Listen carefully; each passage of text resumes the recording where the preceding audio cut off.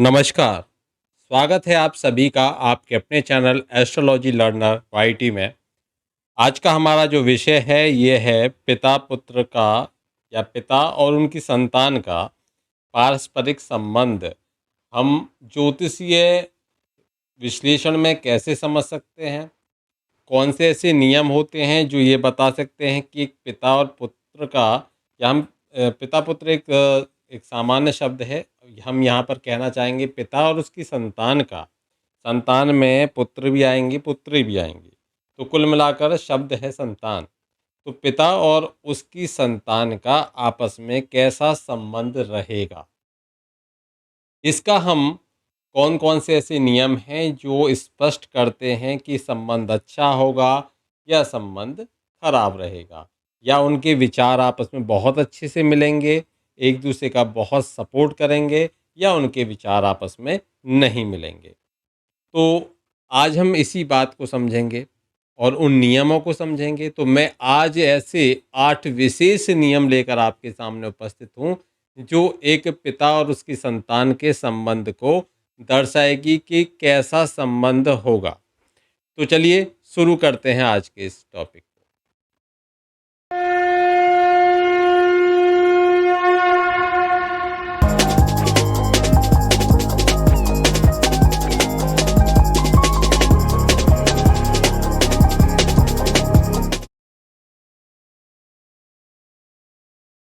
पिता, मानकर चलिए यहाँ पर हमारे सामने ये हम पहले नियम को लेते हैं कि पिता के लग्न कुंडली में जो उसके 10वें भाव में राशि है, अगर पुत्र की जन्म लग्न हो तो पुत्र पिता के समान गुणवान होता है।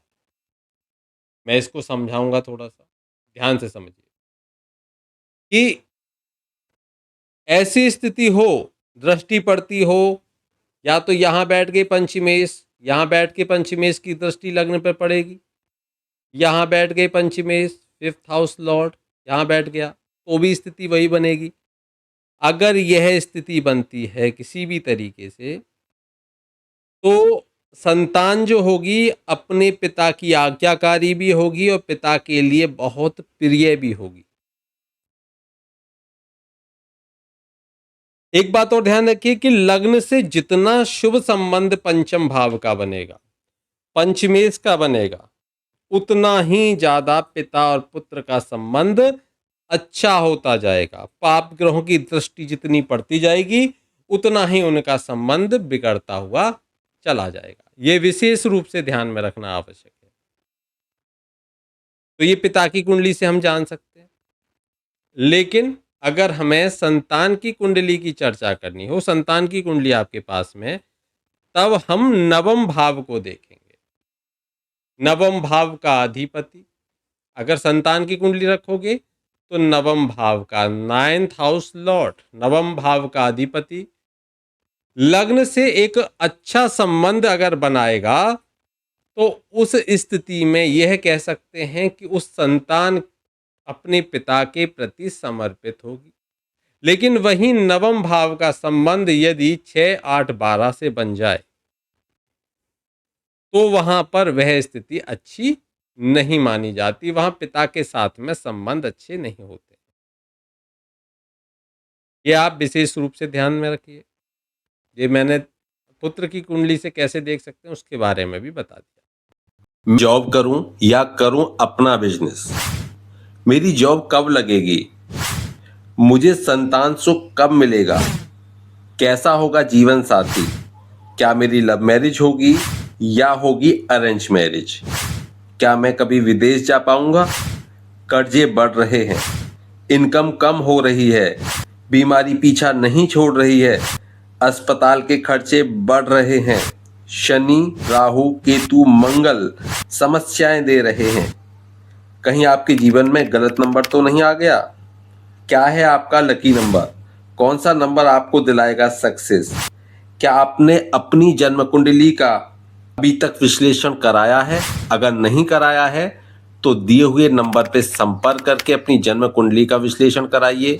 जानिए क्या है आपके जीवन की समस्या, कौन सा ग्रह दे रहा है आपको समस्या, कौन से नंबर्स दे रहे हैं आपको समस्या जाने और उनका समाधान भी आपको मिलेगा। तो देर ना करें, अपनी जन्म कुंडली का जल्दी से जल्दी प्रोटेक्शन कराएं, अपनी जन्म कुंडली को समझें, अपनी जन्म कुंडली में कौन से ग्रह खराब हैं, कौन से ग्रह आपको परेशान कर रहे हैं और उनको कैसे सही किया जा सकता है उसको जानें। और ये सभी जानने के लिए आपको डायल करना होगा 9045847891 या फिर व्हाट्सएप करें 90457891 पर। तो फिर देरी किस बात की, जल्दी से कॉल कीजिए या व्हाट्सएप मैसेज कीजिए और जानिए अपनी समस्याओं का समाधान। अब मैं आपको विशेष सूत्र बताऊंगा आज की इस वीडियो का एक विशेष सूत्र मैं आपको यहाँ देने वाला हूँ, जिसको आप ध्यान से समझिए। आपने बहुत सारी ऐसी संतान देखी होंगी जो पिता से, वैसे ये एक मुझे यहाँ कहना नहीं चाहिए, लेकिन वो पिता से घृणा तक करते हैं। अपने पिता से कहीं ना कहीं उनका वाद विवाद भी बहुत एक हाई लेवल का वाद विवाद हो जाता है, अब शब्दों का भी प्रयोग हो जाता है। कब होता है ऐसा?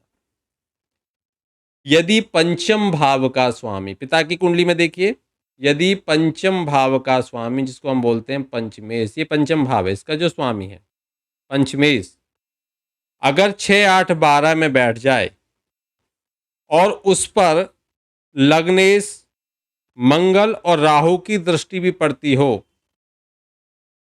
तो ऐसा पुत्र अपने पिता से घृणा करेगा, पिता को अपशब्द भी कह सकता है। ध्यान से समझिए इस सूत्र को, बहुत आवश्यक है इस सूत्र को समझना। जैसे हम लेते हैं एक सिंह लग्न की कुंडली ले लेते हैं, 5, 6, 7, 8, 9, 10, 11, 12, 1, 2, 3 और 4। अब देखिए क्या बताया, पंचमेश कौन हुए यहाँ पे? गुरु बृहस्पति पंचमेश हो गए। ठीक है, तो हम लिख देंगे गुरु। एक हमें कौन मिले? गुरु बृहस्पति पंचमेश हो गए। अब यहाँ पर 6, 8, 12 में चले जाएं अगर गुरु, या तो गुरु यहाँ बैठ जाएं, या गुरु यहाँ बैठ जाएं, या गुरु बैठ जाएं यहाँ पर 6, 8, 12 में। ठीक है, और इन पर लग्नेश कौन? सूर्य की दृष्टि हो। अब यहाँ बैठेंगे, देखिए यहाँ बैठेंगे तो छठे भाव में अगर सूर्य होगा तो उसे देखेंगे, और छठे में बैठेंगे वो गुरु होगा तब देखेंगे, और छठे में बैठेंगे तो जो 12वें भाव में गुरु है उसे देखेंगे, दूसरे में बैठेंगे तब यहाँ पर देखेंगे। इस स्थिति में अलग अलग कुंडलियों में अलग अलग स्थितियाँ देखने को मिलेंगी। मैं केवल आपको यहाँ पर ये समझाने का प्रयास कर रहा हूँ। ठीक है, अब यहाँ पर लग्नेश की दृष्टि हो गई, फिर इसी तरीके से आप मंगल की दृष्टि देख सकते हो। मानकर चलिए मंगल यहाँ बैठ गए, मंगल की चौथी दृष्टि अगर यहाँ बैठे होंगे तो यहाँ पर चली जाएगी। ठीक है, और 8वीं दृष्टि मंगल की चली जाएगी यहाँ बैठे पे, 2 तो संभाल लिए, 1, 1, 2, 3, 4, और या तीसरे में मंगल बैठेंगे तब चौथी दृष्टि चली जाएगी। इस तरीके से हम समझ सकते हैं समझने के लिए। तो ऐसे मंगल की दृष्टि हो और राहु की भी दृष्टि पड़े, तो राहु की दृष्टि, अगर राहु यहाँ बैठे होंगे तो राहु यहाँ पर जो छठे भाव में अगर पंचमेश बैठ गए तो उनको देख लेंगे। इस तरीके से कुल मिलाकर आपको ये देखना है कि मंगल की दृष्टि हो, लग्नेश की दृष्टि हो और राहु की दृष्टि हो, और गुरु 6, 8, पंचमेश 6, 8, 12 में बैठा हो। तो ऐसे में संतान अपने पिता से घृणा करती है, पिता के लिए अपशब्द तक वह बोल सकती है। ये आप समझ लीजिए। ऐसी स्थिति हो तो जो पापी ग्रह हैं उनको शांत करना चाहिए और पंचमेश को बलवान करना चाहिए, लेकिन पंचमेश की शांति भी करानी चाहिए। ये इससे आपको रिलीफ होगा। आज के लिए इतना ही, फिर एक नए विषय के साथ में आएंगे। तब तक के लिए जय श्री कृष्णा, राधे राधे।